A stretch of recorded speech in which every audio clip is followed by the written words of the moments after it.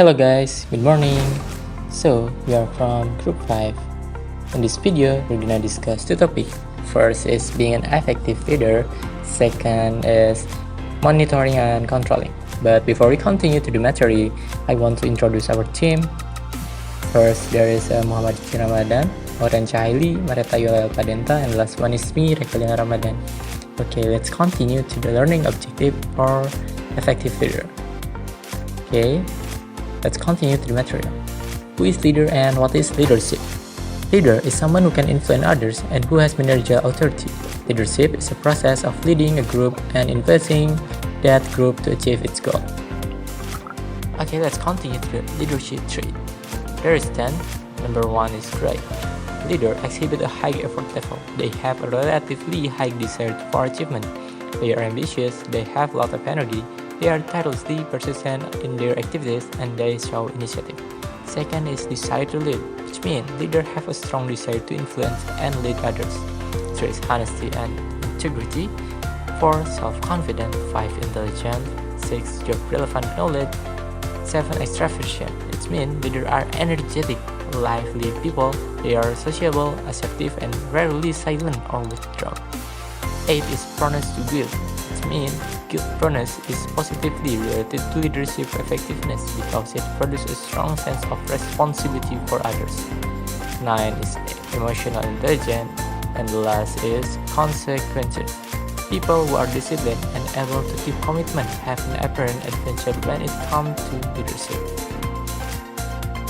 Next, contingency theories of leadership. Fiedler research uncovered 3 contingency dimensions that define the key situational factor in leader effectiveness. First is leader-member relation. The degree of confidence, trust, and respect employees have for their leader, rated as either good or poor. Second, task structure. The degree to which job assignments are formalized and structured, rated as either high or low. Third is position power. The degree of influence a leader has over activities such as hiring, firing, discipline, promotion, and salary increase, rated as either strong or weak. Each leadership situation was evaluated in terms of these 3 contingency variables, which, when combined, produce a possible situation that were either favorable or unfavorable for the leader. Path called model. First one is directive leader. Directive leader lets subordinates know what's expected of them, schedules work to be done, and gives specific guidance on how to accomplish tasks. The second one is supportive leader, who shows concern for the needs of followers and is friendly. The third one is participative leader, who consult with the group's member and use their suggestions before making a decision. And the last one is achievement-oriented leader. It sets challenging goals and expects followers to perform at their highest level. View of leadership. First one is charismatic leadership, and then authentic leadership, and the last one is ethical leadership. Next, we move to the chapter 18. What will we learn in this chapter? First, we will explain the nature and importance of control. Second, we will describe the 3 steps in the control process. Third, explain how organizational and employee performance are measured. Fourth, describe tools used to measure organizational performance. And the last, discuss contemporary issues in control. So guys, basically, do you know what is controlling? Yeah, controlling is the process of monitoring, comparing, and correcting work performance.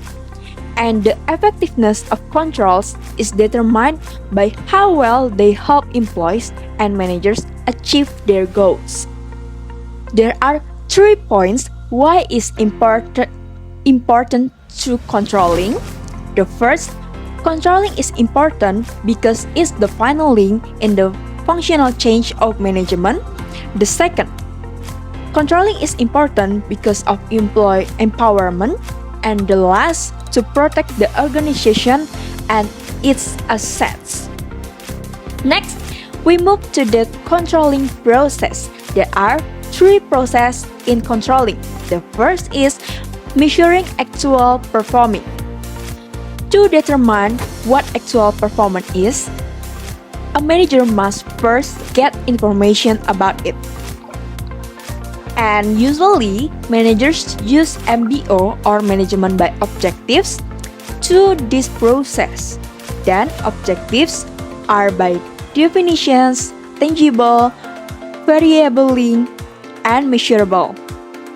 There are 5 sources of information used by managers to measure and report actual performance are personal observation, statistic reports, self-monitoring computers, oral reports, and written reports.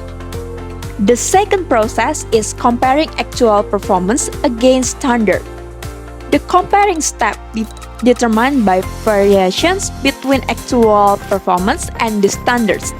Although some variation in performance can be expected in all activities, it's critical to determine an acceptable range of variation. The third and the last process is taking managerial action.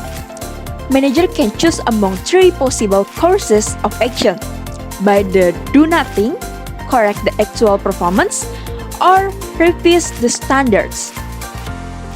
Controlling for organizational and employee performance. The first, organizational productivity.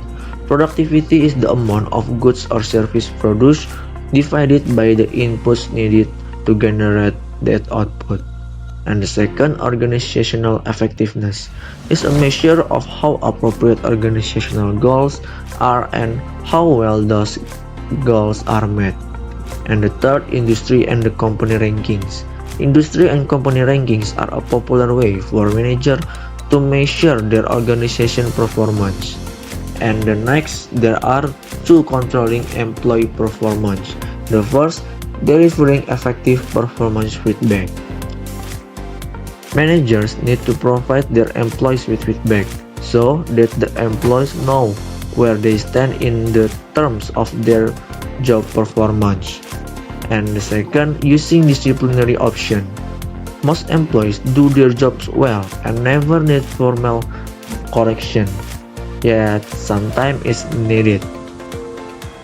There are many tools for measuring organizational performance, like feed-forward control, concern control, feedback control, financial control, information control, balance scorecard, benchmarking of best price, and others. And the next, contemporary issues in control. There are like social media as control tools, global difference in culture, corporate governance, workplace privacy, and employee death. That's all from us. Thank you for watching.